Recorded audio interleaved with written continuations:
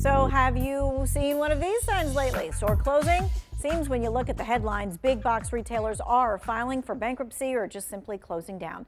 Let's dig into it. Despite the headlines, the experts say retail shopping in stores is actually thriving.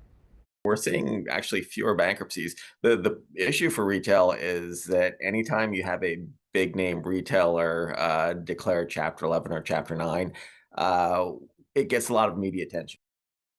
Of course it does. One of those stores filing for bankruptcy and making headlines, Bed Bath & Beyond. The stores will not close right away, but there are some dates that you do need to know about.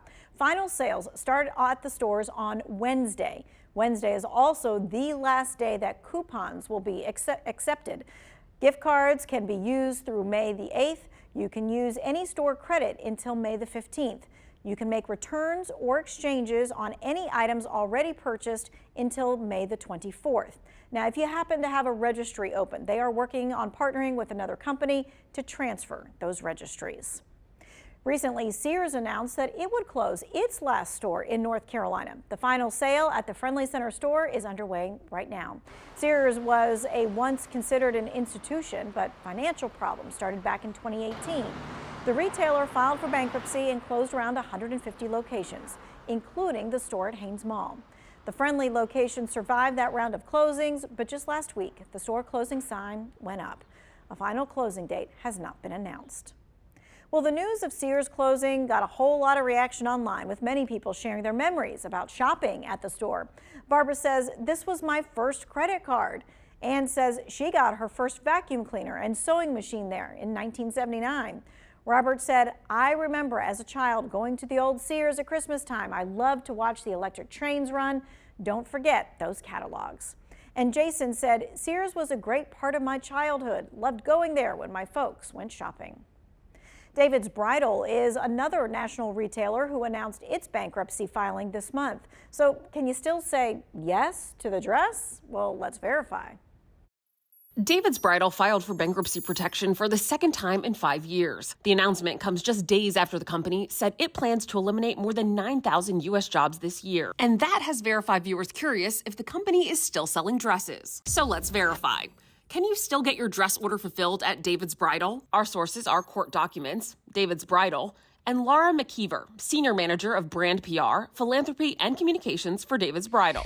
Court documents show David's Bridal filed for bankruptcy protection on April 16th, but the company says it's in the process of looking for a buyer who can continue to operate the business going forward. In the meantime, Laura McKeever, a spokesperson for David's Bridal, says the company is still fulfilling new and existing dress orders in-store and online, and that the company plans to fulfill those orders on time. So we can verify, yes, you can still get your dress order fulfilled at David's Bridal, despite the recent bankruptcy filing. The company says it is also still currently honoring gift cards, exchanges, and returns. With your Fast Fact, I'm Ariane Till. You know, it's not just big national chains facing tough business decisions. Omega Sports, a popular North Carolina sports store, announced it was closing down due to inflation and supply chain issues. Final sales are running at the stores right now. They expect to be open until early summer.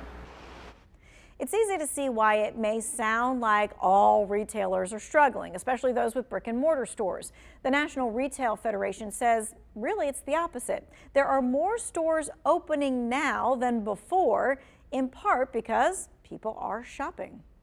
What we saw during the pandemic was a big shift away from services towards goods, right? So people stopped going on holidays, they stopped eating out, they stopped going to concerts, and they spent that money on goods. They spent it on retail. So, retail has performed, particularly strongly throughout the last few years. As I mentioned, $1.5 trillion in growth in the last 2 years alone. So far this year, we've seen about 2,700 stores open versus 1,800 closed.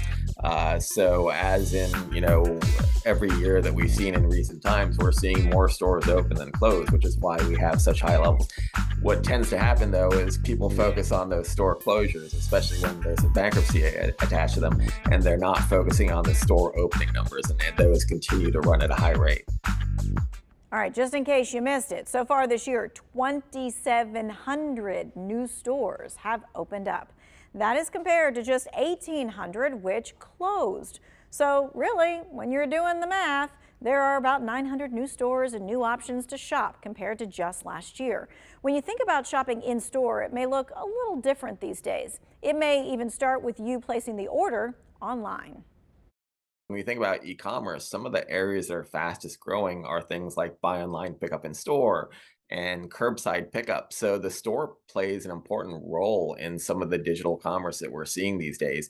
Oftentimes when we order stuff online, it may be delivered to us from the store as opposed to a warehouse. So it's important to remember that we're seeing much more blended commerce now, and stores play an important role in that. All right, so let's talk about some store opening news. In the past year, lots of new stores have opened at the Friendly Center. The Retail Federation says open air shopping centers like the Friendly Center are very popular right now. In the past year, Friendly says 8 new retailers have opened. They're gearing up for a few more openings in the coming months, including stores like Warby Parker and Rocky Mountain Chocolate Factory. The sneaker company Foot Locker is also looking to change the way it does business and appeal to more consumers. Instead of focusing just on mall locations, they plan to open new store concepts in communities where buying sneakers is a big draw. Right now, mall stores only bring in about 10% of sales, so Foot Locker will close 400 current stores, but they're going to open 250 new concept stores. Furniture market IKEA is also looking to expand. The company announced it wants to open 17 new stores across parts of the southern U.S. Now, IKEA has not said where the new stores will go just yet, but they will add to the 51 stores currently open here in the United States.